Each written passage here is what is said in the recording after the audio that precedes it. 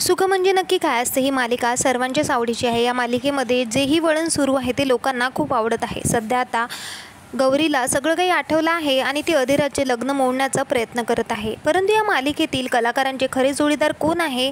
चला तर आज जाणून घेऊया. सर्वप्रथम या मालिकेतील मीनाक्षी राठोड जी खूप महत्त्वाची भूमिका साकारत होती. या मालिकेमध्ये ती देवकीची भूमिका साकारत होती आणि तिच्या नवऱ्याचे नाव कैलाश वाघमारे आहे. त्यांना नुकतंच मागच्या वर्षी एक मुलगीसुद्धा झालेली आहे.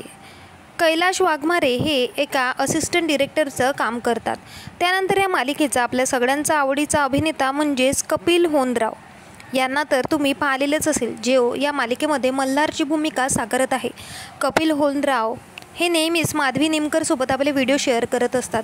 तर त्यांच्या बायकोचे नाव आहे रेणुका होनराव. ती हाऊसवाईफ असून ते दोघंही नेहमी चर्चेत असतात. त्यानंतर या मालिकेची सर्वात फिट असणारी अभिनेत्री म्हणजेच माधवी निमकर.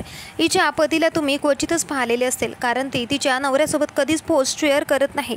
तिच्या नवऱ्याचे नाव विक्रांत कुलकर्णी आहे आणि ते फॉरेनमध्ये राहत असतात. त्यानंतर या मालिकेतील आपल्या सगळ्यांचा लाडका अभिनेता म्हणजेच मंदार जाधव याची बायको खूप फेमस आहे. यांना 2 मुलं असून मंदार जाधव च्या बायकोचं नाव मितिका जाधव आहे. ते दोघेही सोशल मीडियावर नेहमीच पोस्ट आणि रील्स शेअर करत असतात. मंदार नेहमीच तिला कुठल्याही इव्हेंटला घेऊन जात असतो. त्यांना तुम्ही अनेक इव्हेंटमध्ये पाहिलेले असेल. त्यानंतर या मालिकेतील आपली लाडकी अभिनेत्री व जुनी अभिनेत्री म्हणजेच वर्षा उसगावकर यांच्यासुद्धा पतीला तुम्ही क्वचितच पाहिलेले असेल. वर्षा उसगावकर यांनी एका फेमस डिरेक्टरच्या मुलाशी लग्न केलेले होते, ज्यांचे नाव अजय शंकर शर्मा आहेत. त्यांनासुद्धा तुम्ही क्वचितच पाहिलेले असेल.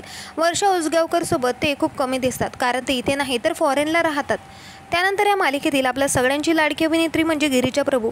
आता हिच्या आयुष्यात नेमकं कोण आहे असा प्रश्न सगळ्यांनाच पडतो. तर त्याचं उत्तर आहे की सध्या तरी गिरिजा प्रभूच्या आयुष्यात कोणी नाही आहे, परंतु लवकरच ती लग्न गाठ बांधणार हे तर नक्की.